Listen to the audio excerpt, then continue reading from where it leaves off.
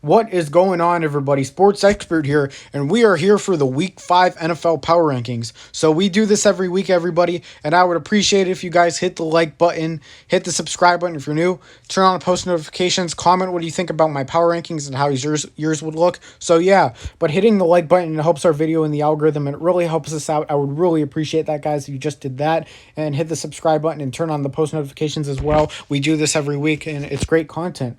I appreciate everyone being here, and let's get started with the power rankings. The first team we have is the Jacksonville Jaguars. So I was just interrupted, so sorry, guys. I'm really annoyed right now by what just happened, so if I sound like I'm in a bad mood, I apologize. But the Jacksonville Jaguars are 32nd. They're 0-4. Urban Myers looked bad coaching. They looked all right versus the Bengals, 14-0. But this is why they're 32. You have to keep those leads, hold on to them, make better decisions. And instead, they like to go for it all the time and make crappy decisions and be undisciplined with all those penalties. So the Jaguars are at 32. Not much to say. At 31, we have the Detroit Lions. They're 0-4. They just lost to the Chicago Bears 24-14, whatever it was. Coaching wasn't great in this game. Dan Campbell wasn't that great. I mean, Jared Goff has to be better. The communication wasn't there between Ragnow and Goff. The coaching was unbelievably terrible today, and the Lions are 0-4 for a reason. At 30, we have the Houston Texans. The only reason why they're not 32 is because they have a win. If they didn't have a win, they'd easily be 32. Davis Mills is not ready for the NFL. I hope everyone knows that. And, they have Brandon Cooks who's solid, but this team just isn't going places. They lost 40-0 to the Bills. At 29, we have the New York Jets. They got a big win over the Tennessee Titans, 27-24 in overtime. Pretty boy Zach Wilson looked good today. He had that one interception, which really wasn't his fault. Bad route by Corey Davis, but Corey Davis made up for it with a big touchdown. The Jets look good today. Corey Davis, Zach Wilson, the money they spent on Corey Davis. I mean, he's looked good. So, they got to pay for what they got, and he's looking great. I have no idea what I'm saying. At 28, we have the Atlanta Falcons. So, yeah, the thing about Corey Davis, though, you got to make sure he's worth the money. And, he played a good game. At 28, we have the Atlanta Falcons. They should have beaten the Washington football team, but they're an Atlanta franchise, so they're basically qualified to choke the game. So, yeah. So, the Falcons are now 1-3, one win against the Giants. The Falcons really should be 0-4. They're really a bad football team, so Matt Ryan really put him on a winning franchise. I mean, it's annoying he's on the Atlanta Falcons. Falcons are bad. I mean, their defense just will never get better. I'm actually convinced they try to suck on defense. I don't know why. At 27, we have the Philadelphia Eagles. Their defense has been terrible since Brandon Graham got hurt. And I didn't realize Brandon Graham was 33, so that's not ideal for them at all. So the Eagles at 27, they did score 30 on the Chiefs, but the Chiefs' defense is a joke. Come on. Jalen Hurts will try to bounce back, though, next week.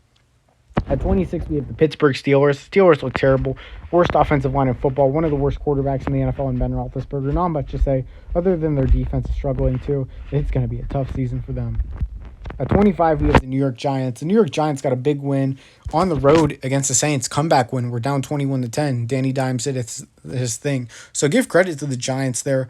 I mean, Giants fans are pretty happy about that. They should be. I mean, they should be 2-2. But, they arguably should be 3-1. But, Giants are a solid franchise in a football team. But, things aren't working too well for them. Maybe they can get some wins and surprise some people. At 24, we have the Chicago Bears. They beat the Detroit Lions today, 24-14. Justin Fields looked much better today. He was able to find his stride on the deep ball. I mean, he didn't have to face Myles Garrett or Jadeveon Clowney. They didn't have Trey Flowers today, the Lions, so that hurt. The Lions are bad. But, the Bears, they go up 2 spots. At 23, we have the Washington football team. They win a game they probably shouldn't have won, but, they won. They should honestly be 0-4 right now, but somehow they're 2-2. It's crazy. But, Washington, Taylor Heineke's look solid. Their defense has looked like a major disappointment. I mean, whoever drafted Washington football team on their fantasy, oh my gosh, I feel bad. I mean, it just wasn't worth it. Their defense looks like a wash. At 22, we have the Miami Dolphins. The Dolphins lost to the Colts today at home 27-17. Jacoby Brissett is not a very good quarterback, and Brian Flores keeps trotting him out there. I think signing a guy off a practice squad like Nick Mullins from the Browns would be better at this point. I don't know why he keeps trotting out Jacoby Brissett when he's proved that he just isn't very good. But come on now. At 21, we have the Minnesota Vikings. The Vikings, I mean, their defense looked better today. And they didn't even really have Pierce for the majority of the game and Anthony Barr. But the thing is, Brashad Breeland was out most of the game due to an illness, so I guess that helped because he's the worst corner in football. That's all they had to do, take him out, and they're good. The Vikings, they go to 21. Their offense is bad. And their offensive line by plummeted on every play by Myles Garrett, Jadeveon Clowney, Malik Jackson, etc. So yeah. 20 New England Patriots. The New England Patriots play tonight, Sunday Night Football. I'm not expecting a win, but I'm not going to do them dirty just because they're playing Tampa. I mean, they're playing Tom Brady. Tom Brady's going to want to win, it seems. So that wouldn't surprise me. But the Patriots have the potential to be solid. They have some really good players, young players, Kyle Duggar, Josh Uche. So guys like that. They have some solid players too. Jacoby Myers that are young. Michael Onwenu. Mac Jones looks promising. So yeah, Patriots aren't terrible. At 19, we have the Denver Broncos. They play a real team and they get exposed at home too. They're getting destroyed. Who cares? The Broncos are terrible. I think we all know that. I mean, if Teddy Bridgewater's out a significant amount of time with a concussion, this team's just going to be terrible. Drew Lock is one of the worst quarterbacks I think I've watched in a long time. I'm sorry, Broncos fans, but I think Drew Lock, if you put all the starting quarterbacks together that are starting right now, I think Drew Lock might be number 32. At 18, we have the Indianapolis Colts. Carson Wentz, with the sprained ankles and everything, healed up a bit more. He looked all right. The Colts defense had that step-up performance they needed with Darius Leonard leading that defense. So I think that division is so bad, the AFC South, they could still win it. It's crazy. At 17, we have the Cincinnati Bengals. Joe Burrow looks like the best quarterback in the AFC North, which is crazy. The Bengals are 3-1. They arguably should have lost that game to the Jaguars, but they won it, and they're looking good. So that's all that matters. Give me them at 17. At 16, we have the New Orleans Saints. Probably the weirdest team in football right now. They look good, then they look bad. They look good, look bad. Who knows? I mean, they are a weird football team. Probably the weirdest so far.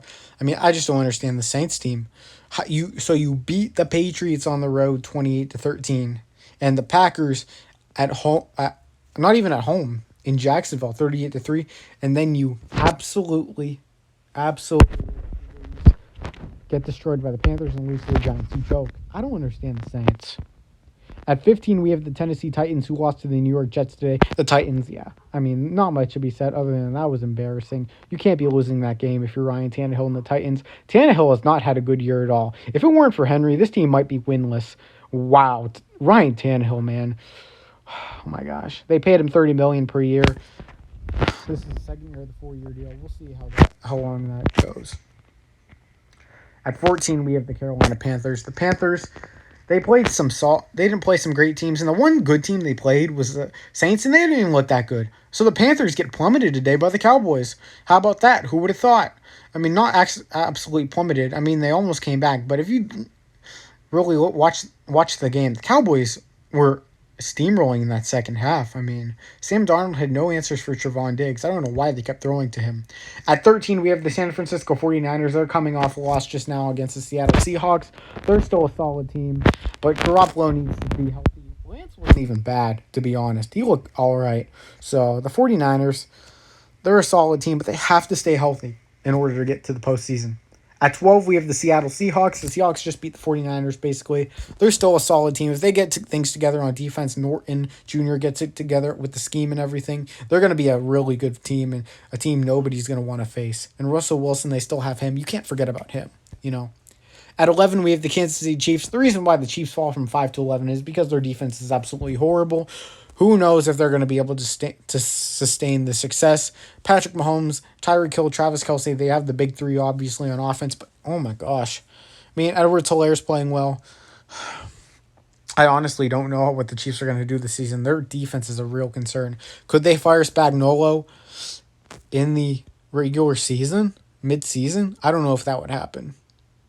At 10, we have the Baltimore Ravens. They're beating the Denver Broncos on the road 20-7 last time I checked. You know, the Broncos, I mean, I don't know what to say. They're just not great. They're not great at football. I mean, the Ravens are a really good football team, but I have them at 10 because there's just some teams I feel that are a bit better. Lamar Jackson made some good throws today, but made some bad throws at the same time.